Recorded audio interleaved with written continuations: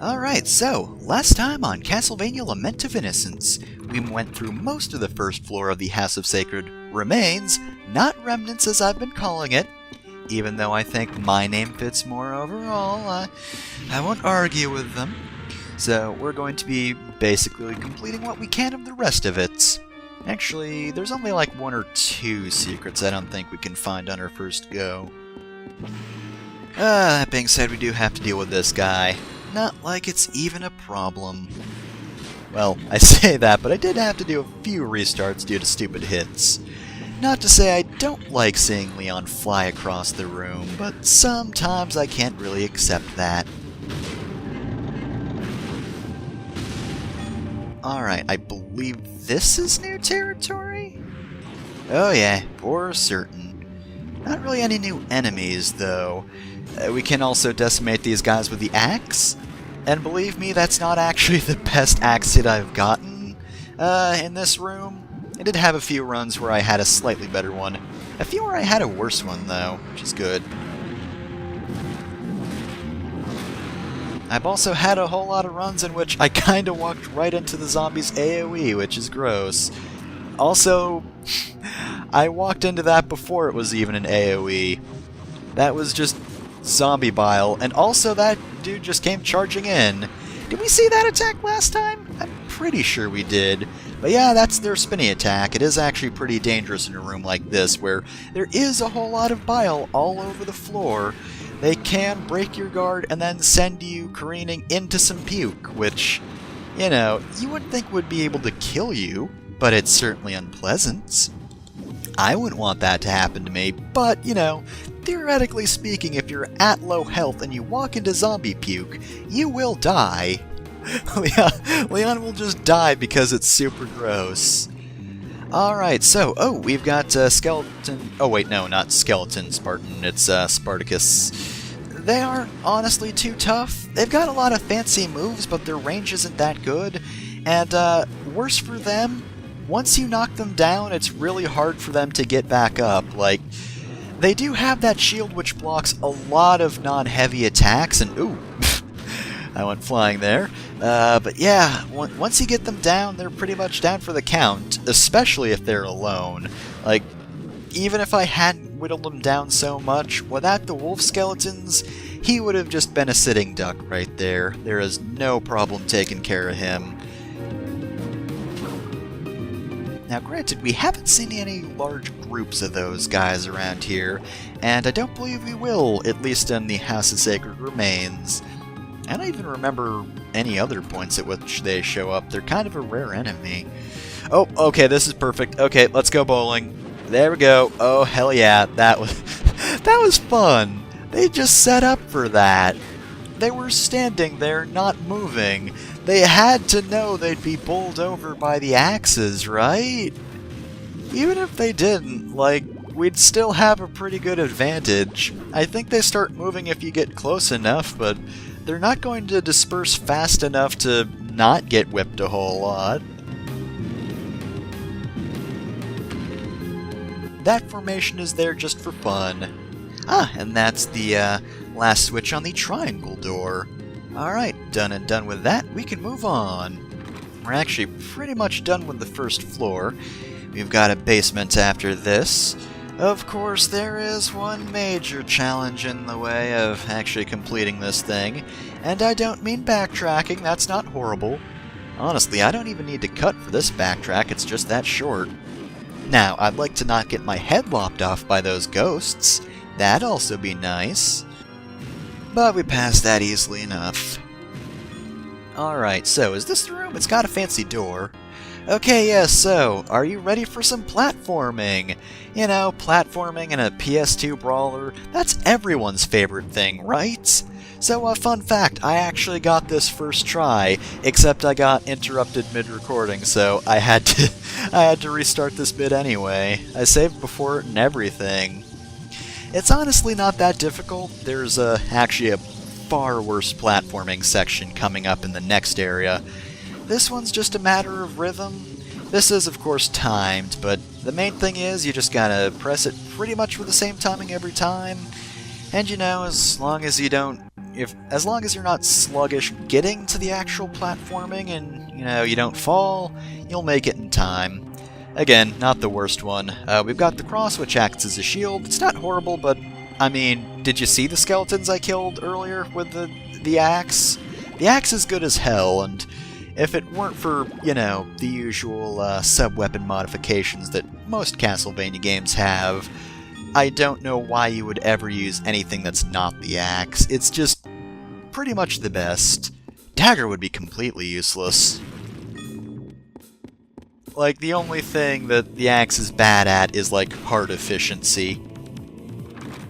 Alright, so, in here, oh, this is the room with astral skeletons, which are astral fighters, which are some of my favorite skeletons in the game, because they fucking teleport. Now, that's their magic attack, so as long as you block them before they appear behind you, you're going to get some magic, which, makes them pretty easy to an extent, but I do so love them from a design standpoint. I mean, their helmets are doofy, but, like, teleporting skeletons called astral fighters. Technically speaking, they're cool as hell, except they're still skeletons, which are basically the dorkiest enemies in the series, which is why they're the best enemies in every game.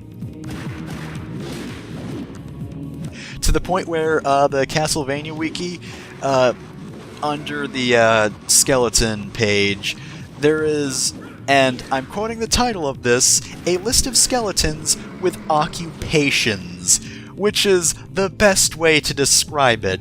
I would have said, like, I don't know, categories of skeletons, types of skeletons. No, skeleton occupations. It's fantastic. God, I just love the skeletons that fucking teleport behind you and say, nothing personal, kid. They are actually kind of tricky to dodge in that if you dodge them, they will just keep attacking. If you defend them, of course, they will stop attacking and you'll get a bit of magic, which I guess makes them kind of easy, so remember you have a defense. Oh, these are skeleton archers. Alright, so skeleton archers. What were the ones earlier? Skeleton hunters? Yeah, those guys suck. These guys don't. They fire very rapidly. Can they break your guard? I don't think I was guarding in time for that last one, so I'm not entirely sure, but yeah, they can fire far faster, and when they appear in groups, hoo boy, are they accurate. They can triangulate the fuck out of you. Alright, so we got the white tiger key. Oh, hi there, creepy statue. How's it going? I'm gonna leave. Alright, so, I neglected to mention this the first time because I was talking about how amazing the astral fighters are. Because they are. But, over here we've got a bit of a puzzle. See that background right there with the little headstones with goat heads and saint heads on it? Yeah, that's important. Oh shit, we've got an executioner. So, executioners are slow, but they hit hard. More to the point, though, they can inflict curse on you. Don't get hit by that. Now, if you've played another Castlevania game before, chances are you don't know how curse works in this game. Curse changes from Castlevania to Castlevania, but I think the best way to describe it is curse is a status effect that basically inflicts the worst thing you could possibly imagine for its respective game. For example, Order of Ecclesia, curse makes you drain magic, I believe, and since all attacks are based on magic, that means if you run out of MP, you can't attack for a while. It's, not good. In this case, curse is basically, it prevents you from using your skills, which, if you've been paying attention, is a lot of our, repertoire. I mean, for some things it doesn't matter too much, like, you remember most of the skills are like, press, like, triangle or, square repeatedly, right? That means we also lose, like, perfect guard and dodging, so, yeah, that actually super sucks, don't get cursed. Anyway, this is the puzzle room. There have been 2 different rooms with combinations of goat and saint's head. So pay attention to those, or have a walkthrough open so you don't have to memorize them, and can just look at the computer while you play this. I think you can guess which option I went with. Alright, so, this room has an easy enough reward. This is an HP max up. We don't have to do any extra effort to get it, we just have to memorize one of the 2 combinations. Alright, so with that done, we're going to open the other set of doors. So, set the correct order of goat and saint heads. And now we can move on. Alright, so here we have something slightly trickier.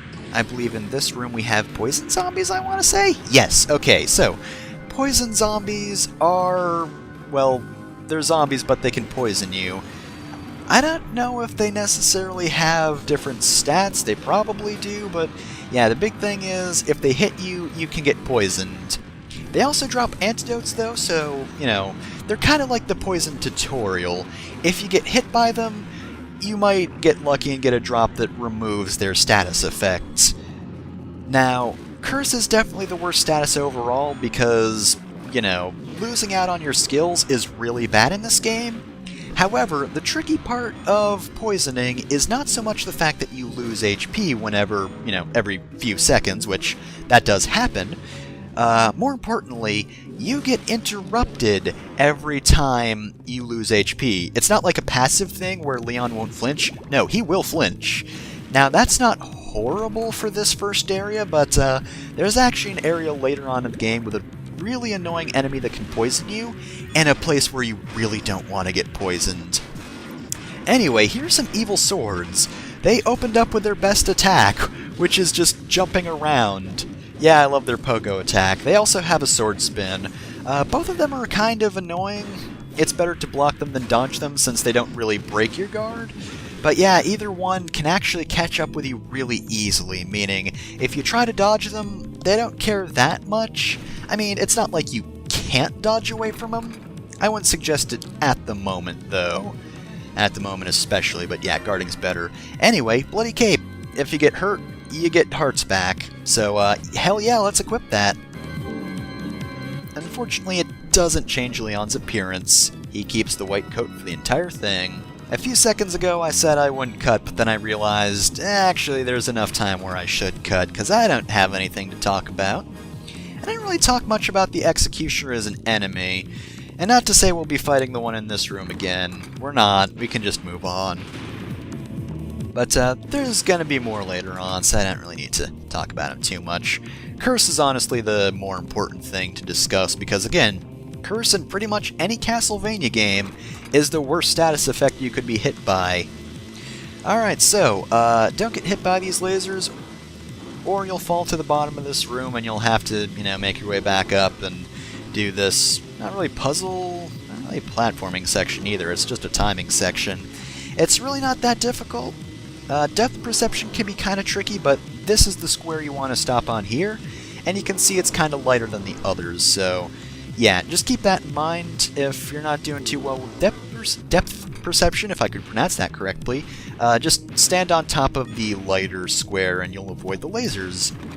Anyway, you could probably hear some rumbling around, but we're actually pretty much to the end of House of Sacred Remains, so next time on Castlevania Lament of Innocence, we'll be fighting the boss. And, you know, whatever is thrashing about in front of the boss. You can probably guess what it is, though, right? Like, you all know it's an Executioner. That's not going to be a surprise.